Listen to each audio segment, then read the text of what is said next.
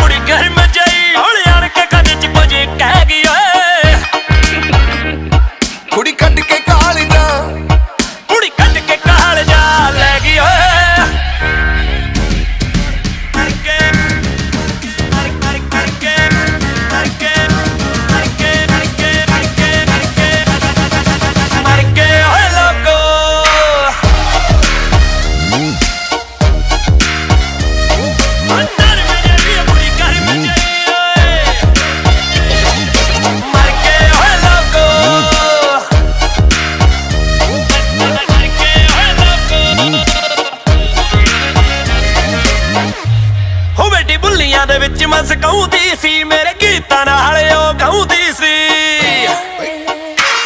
ਬੈਠੀ ਬੁੱਲੀਆਂ ਦੇ ਵਿੱਚ ਮਸ ਗਾਉਂਦੀ ਸੀ ਮੇਰੇ ਗੀਤਾਂ ਨਾਲ ਉਹ ਗਾਉਂਦੀ ਸੀ ਹੋ ਸਾਰਿਆਂ ਤੋਂ ਸੋਹਣੀ ਲੱਗੇ ਬੜੀ ਮਨ ਮੋਣੀ ਉਹਨੂੰ ਤੱਕਿਆ ਹੋਸ਼ ਨਾ ਰਹਿ ਗਈ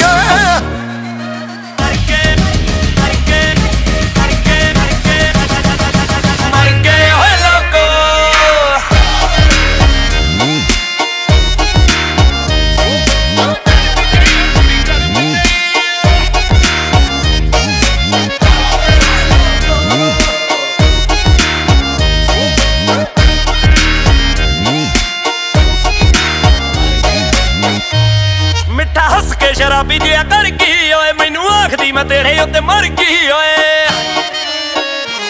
ਓ ਮਿੱਠਾ ਹੱਸ ਕੇ ਸ਼ਰਾਬੀ ਜਿਹਾ ਕਰ ਗਈ ਓਏ ਮੈਨੂੰ ਆਖਦੀ ਮੈਂ ਤੇਰੇ ਉੱਤੇ ਮਰ ਗਈ ਓਏ ਰਹੀ ਉਹਦੇ ਨਾਲ ਮੈਂ ਦੱਸ ਦਿੱਤੀ ਸਾਰੀ ਗੱਲ ਦੱਸ ਉਹ ਤਾਂ ਮੱਲੋ ਮੱਲੀ ਸਾਡੇ ਨਾਲ ਖਹਿ ਗਈ ਓਏ